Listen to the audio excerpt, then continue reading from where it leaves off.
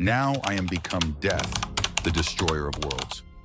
This was not just the proclamation of the god Vishnu in the Hindu Bhagavad Gita, but also the haunting realization of scientist J. Robert Oppenheimer as he witnessed the first detonation of a nuclear weapon.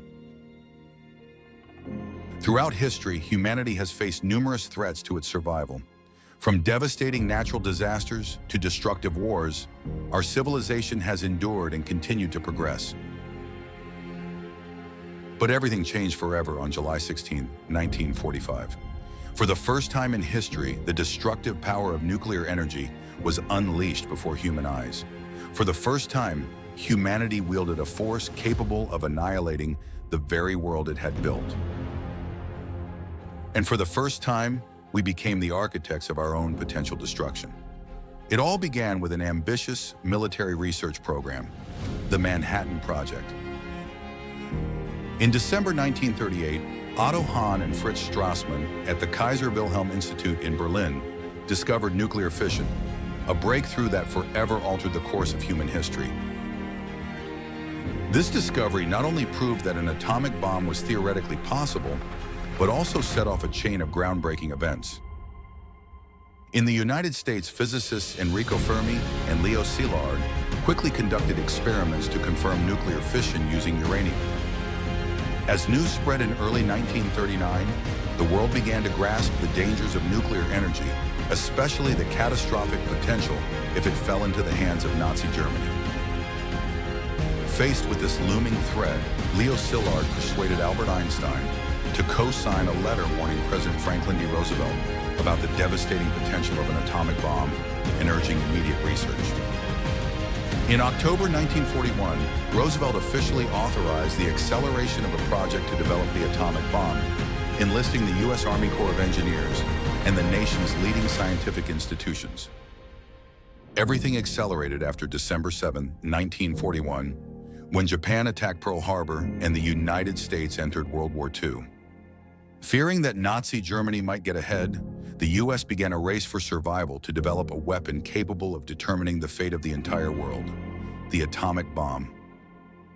In early 1942, the Manhattan Project entered a phase of reorganization. The U.S. Army Corps of Engineers was given full control, overseeing everything from process development and material procurement to technical design and site selection. On August 13, the Manhattan Engineer District in New York was officially established to manage the project. However, the lack of expertise of Colonel James Marshall, who initially oversaw the project, caused delays and tension between the military and the scientific community. Recognizing the stalemate, on September 17, 1942, Colonel Leslie R. Groves, renowned for his success in constructing the Pentagon, was appointed as the leader. Within days, Groves turned the situation around, securing priority access to scarce materials and selecting East Tennessee as the site for the production facilities. On November 25, 1942, Groves appointed J. Robert Oppenheimer as the head of the Bomb Design Laboratory, a pivotal decision. By the end of the year, President Roosevelt approved a massive budget of over $2 billion, laying the groundwork for the Manhattan Project to become the top priority for the United States. Entering 1943, the race to build the atomic bomb officially entered its accelerated phase. Let's turn our attention to the place where the first nuclear bomb was created, the Los Alamos Laboratory in New Mexico, the most crucial link in the Manhattan Project. This laboratory was led by J. Robert Oppenheimer, a brilliant theoretical physicist who, at first, was met with skepticism due to his lack of management experience, controversial political beliefs, and the absence of a Nobel Prize, unlike some of his colleagues. However, Oppenheimer proved his outstanding leadership skills, working seamlessly with General Leslie Groves. Despite their differing personalities, their harmonious collaboration became a key factor in the success of the project. In the first 3 months of 1943, Oppenheimer traveled across the United States to assemble a team of top scientists. By mid-March, Los Alamos had transformed into a remote paradise of intellect, a place where the brightest minds from the US and the UK gathered, along with their families. It was here that research in atomic bomb design began in earnest, from theoretical work to practical testing. In particular, the idea of a thermonuclear bomb also emerged but quickly faced a challenge. It needed a fission bomb to act as the trigger. In the quiet of Los Alamos, the scientific race gradually moved into its critical phase. Although research on the thermonuclear bomb was only a secondary priority at Los Alamos, J. Robert Oppenheimer still regarded it as important. He allowed scientist Edward Teller to continue pursuing the idea, knowing full well that it could not be implemented without uranium-235 or plutonium from the Oak Ridge and Hanford facilities. By mid-1944, the Manhattan Project was facing significant challenges. The Y-12 plant at Oak Ridge had operational issues, the K-25 system was not functioning efficiently, and the reactors at Hanford were still incomplete. Project expenditures had reached $100 million per month, but the question of whether enough fissile material could be produced in time before the war ended remained uncertain. By the end of 1944, the situation began to improve. Uranium enrichment technology at Oak Ridge showed substantial progress, meeting the needs for testing at Los Alamos. General Leslie Groves even proposed expanding the enrichment facilities to ensure a steady supply. At Hanford, the third reactor came online in February 1945, significantly boosting plutonium production, especially from April to July.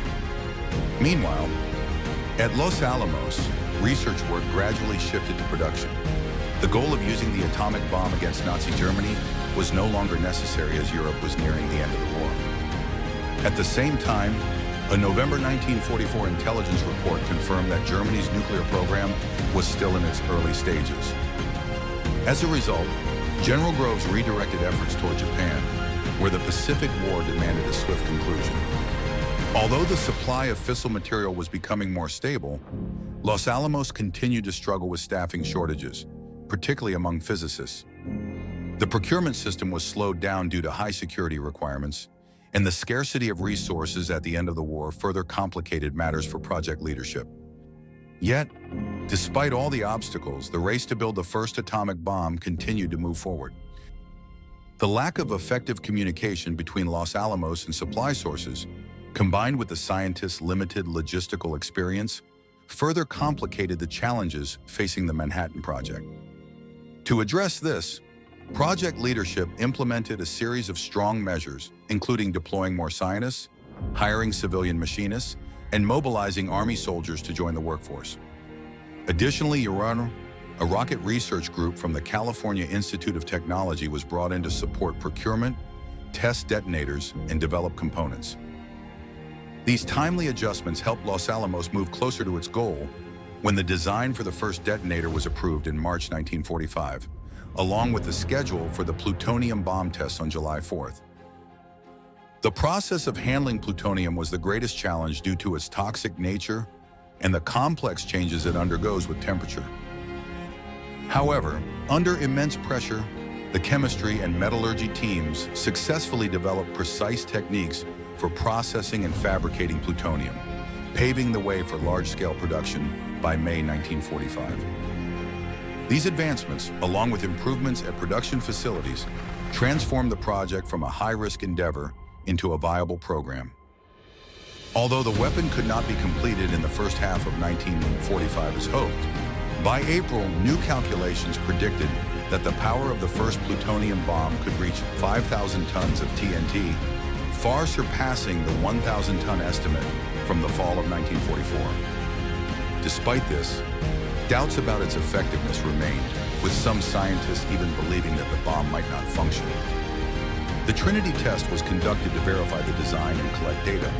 At exactly 5:30 a.m. on July 16, 1945, at the Alamo Gordo bombing range, the test was a resounding success, releasing energy equivalent to 10,000 tons of TNT, according to physicist Enrico Fermi's estimates.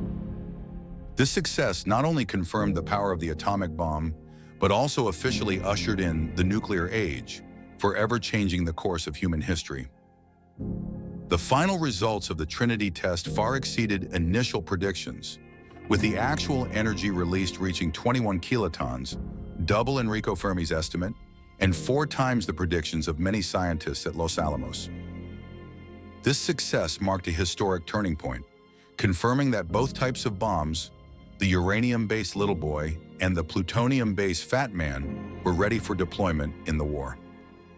On August 6, 1945, Little Boy was dropped on Hiroshima, causing devastating destruction. 3 days later, Fat Man was dropped on Nagasaki, continuing the unprecedented wave of destruction.